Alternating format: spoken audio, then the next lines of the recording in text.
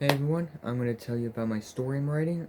It's called the 1955 Le Mans Disaster. If you don't know, the Le Mans race is the endurance race that goes for 24 hours, and I'm going to read you part 1 and 2. The rest is for tomorrow. And yeah, let's get started. Alright. The 1955 Le Mans disaster was the most deadliest racing crash ever, killing 84 people, including the driver of Pierre Levay. In June 11th, 1955, is a race that goes for 24 hours in a track called de la Sarthe in Le Mans, France. Large pieces of debris flew into the crowd, killing spectators and the French driver Pierre Levay. The crash is considered the most catastrophic in motor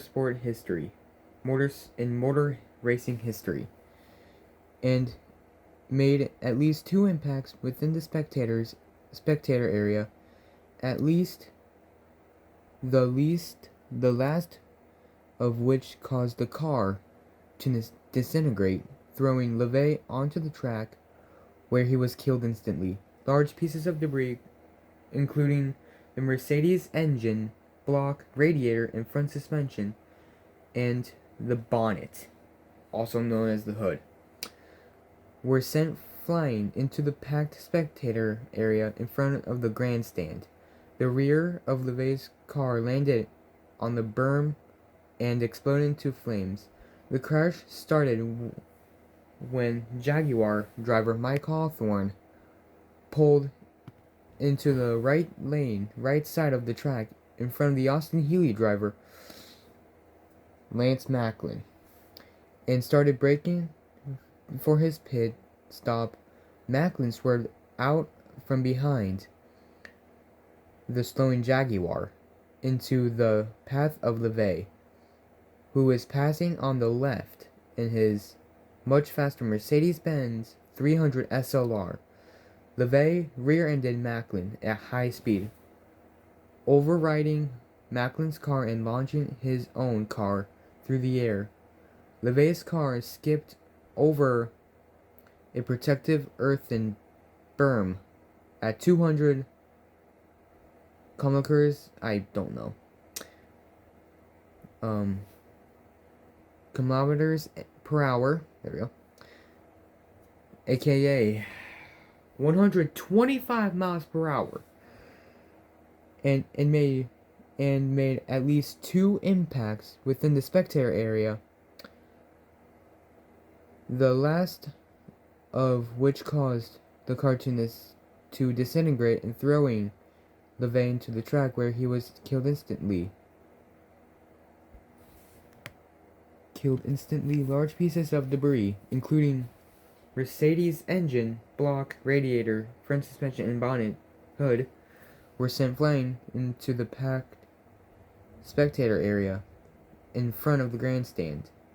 The rear of Levay's car landed on the berm and exploded into flames. There was much debate over blame for the disaster. The official inquiry held none of the drivers but spectacularly responsible, and criticized the layout of the 30-year-old track, which had not been designed for cars as fast as those involved in the crash. There was great anticipation for the 1955 Le Mans 24 Hours of Le Mans, as Ferrari, Jaguar, and Mercedes-Benz had all won the race previously, and all 3 automakers had arrived with the new and improved cars. The Ferraris, current champions at all time, were very fast and fragile, and prawn sorry, it's prawn, not prune. Prawn to mechanical failure. Jaguar concentrated their racing most exclusively on LeMans, had a very experienced driver lineup, including Formula One driver, Ferrari driver Mike Hawthorne. After conquering F1, Mercedes-Benz had debuted its new 300 SLR in that year's World Sports Car Championship, WSC for short, including a record-setting win at the Mile Maggiore, I don't know. For Sterling Moss, the 300 SLR featured a body made of an ultra lightweight magnesium alloy called Eclatron. The car lacked more effective state-of-the-art disc brakes featured on the rival Jaguar D-Type, instead incorporating inboard drum brakes, a large air brake behind the driver that could raise to increase drag and slow the car. Part 2. Mercedes team manager Alfred Nehenbar assembled a Manjun Mule National, I don't fucking know, team for the race, parting two of his best drivers, Juan Manuel Malfangel and Sterling Moss, in the lead car. 1952 race winner Carl Kindling with Frenchman Angele Simon, both also in the current F1 team, and American Jean Finch with one of the elder statesmen of French motor racing, Pierre Levy. It had been Levy's unpretended solo drive in the 1952 race that failed in the last hour, which allowed Mercedes-Benz their first Le Mans victory, aside from two layouts changes to the circuit shorter than Circuit de la South was unheld region of 100 kilometers per hour, 60 miles per hour. By 1955, top speeds for leading cars were over 270 kilometers per hour, 170 miles per hour. That said, the circuit had been resurfaced and widening after the Second World War II. The pits and grandstands had been reconstructed, but were no barriers between pit lane and the racing lane. Only a 4-foot, 1.2 meters earthen bank between the track and the spectators. The cars had no seat belts.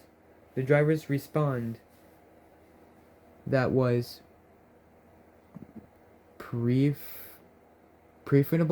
to be thrown clear in a collision, rather be crushed or trapped in a burning car. The 1955 began at 4 p.m. on a Saturday. As predicted, the lead cars of Eugenio Castellotti, Ferrari, Hawthorne, Jaguar, and Fangio, Mercedes-Benz. Oh, Ferrari, it's Italian. So, Ingegno, I don't know. Igiaio, I don't know. It's Italian. Were at the head of the field in the first hour. The other team cars were kept on tighter leashes to conserve the cars but still racing in top 10. Going to the second hour, Castellati started dropping back, but Hawthorne and Fangio continued the duel, swapping the lead, dropping the lap record further and further, lapping the most field.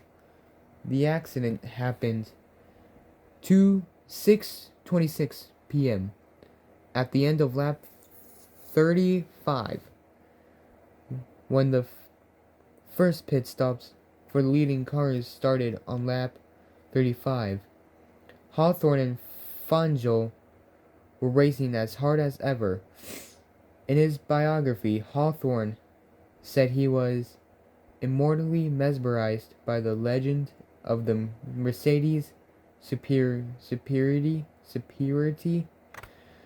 Then I came to my senses and thought, damn it, why should a German car beat a British car? The lap before, Hawthorne's pit crew had signaled for him to come in the next lap. He had just lapped Levay, running 6th, after Arnage, one of the corners of the track, was determined to keep Fangio at bay for as long as he could. Coming out of the Massen Beliche portion of the course, he rapidly caught Lance Macklin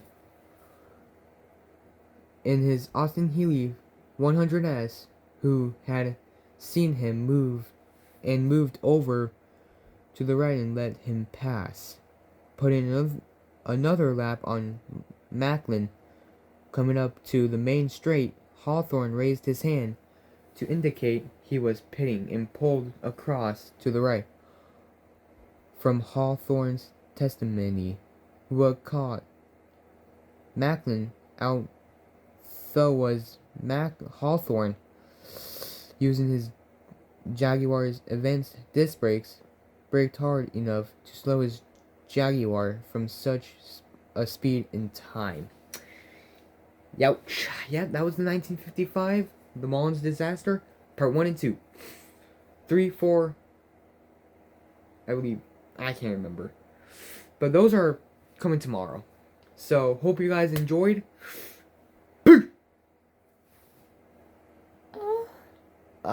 The frick